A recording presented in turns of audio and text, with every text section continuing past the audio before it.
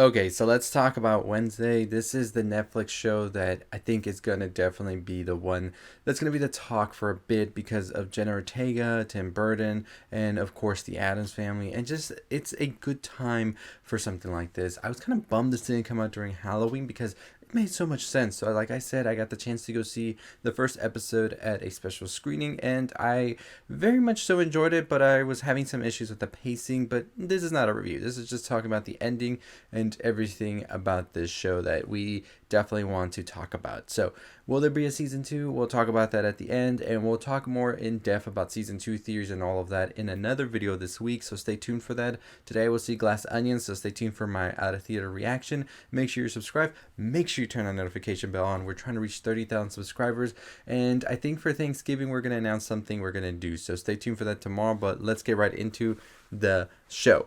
I had like a little hair there. During the whole series, the big question, the big answer we need is who is the Hyde? Who is doing all of these attacks? Why is this happening? And where are we going next? So, one of the big questions we have to answer first is who was the Hyde? And the Hyde we find out is actually Tyler.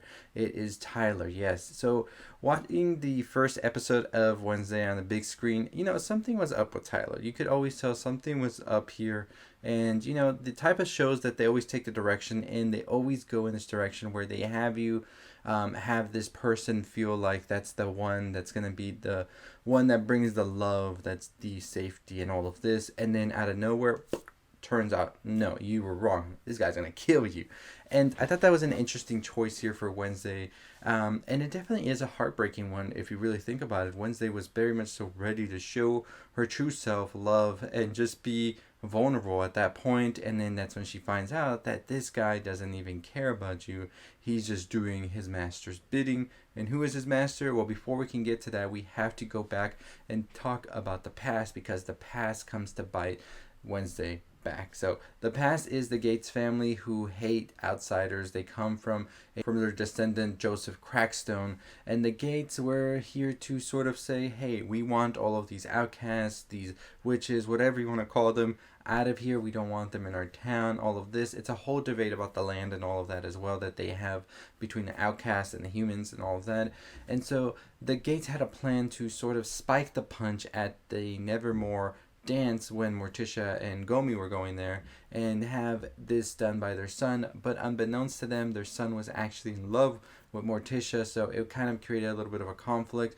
And then through a confrontation between the son and Gomi, the son actually poisoned himself on accident. And so this is why Gomi kind of gets blamed for this as well, and Morticia is looked down upon as well because of everything that happened that night. Of course, it was all an accident, but unbeknownst to everybody else, the Gates were trying to spike the punch with the poison for all of the other students. So the Gates have always had this sort of like hatred towards outsiders. After the death of the son and the parents have died, the sister goes missing, Laurel, but of course Wednesday's like, I don't think she's actually gone missing. I think she's the one pulling the strings. And that's actually what gets revealed as well at the end, because Miss Thornhill, who is played by Christina Ricci, is actually the main villain here, who is trying to get revenge on her brother because she is Laurel Gates, and she is going to bring back their descendant Joseph Crackstone using Wednesday's blood. She is able to do this, and we see that now it is a sort of like, we need to fix all of this before Nevermore and all of this just comes crumbling down because of Joseph Crackstone returning now. The Hyde, of course, played by Tyler, is also somebody that they need to take care of because he sort of has this bloodthirst now to kill, and he's going to do whatever it takes to get that sort of thirst quenched.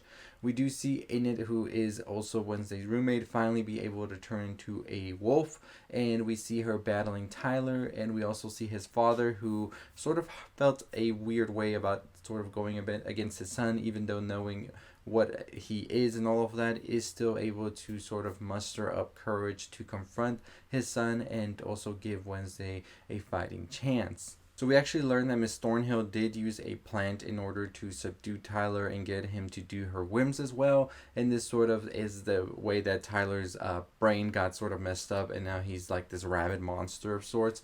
She is using Wednesday's blood, like I said, to bring Joseph Crackstone, which she does, and then he eventually does kill Wednesday, but then she's actually brought back to life by her ancestor Goody Adams, and is pretty much like, go do your thing. We see that Wednesday is able to defeat Joseph with a sword, and she pretty much saves Nevermore from Joseph Crackstone as well as Tyler, although we don't see where Tyler ends up or either Miss Thornhill, so they're saving that up for probably season 2. At the end, we see Xavier forgive Wednesday because she had really thought that he was the Hyde for a while now. So Wednesday actually does receive some weird text messages at the end of the season that sort of have been stalking her or watching her for some time now during the season, which makes us wonder who exactly is this mysterious person that's been stalking Wednesday and what is the reason behind it all. We also don't see Miss Thornhill behind bars, and we see Tyler turn back into the Hyde as he is going to prison. So we know that they're going to probably try and get their revenge as well, but pretty much that's how we wrap up Wednesday season 1. Miss Thornhill was always Laurel Gates. They had been having this vendetta against the outcast of witches, and they wanted to get rid of them. She was just sort of avenging her brother as well, who got accidentally poisoned when he tried to do this vendetta on the students in the past, and he sort of felt some type of way about Morticia, so this is what prevented him. But then the confrontation between him and Gomi caused him to pretty much poison himself on accident as well. So all of this stemmed back from all of that. We also see that Principal Weems has been killed as well this season when she disguised herself as Tyler in order to get the confession from Thornhill, and as she did, however, Thornhill ended up killing her however. So it's going to be interesting what happens now that Nevermore doesn't have a principal and who steps up to be the principal as well.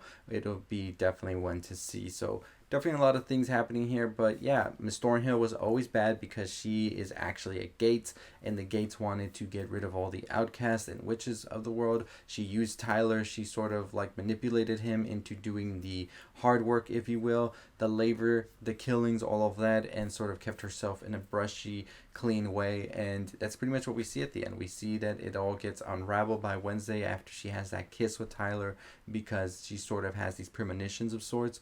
And yeah, we should see definitely what happens in the next season. Let me know your thoughts and opinions on it down below. But as always, that's going to do it for me. Check out my other videos already done on Bones and All, the menu. We have a ton of other stuff coming your way, so make sure you don't miss out on any of that. I'll see you next time. Stay safe, stay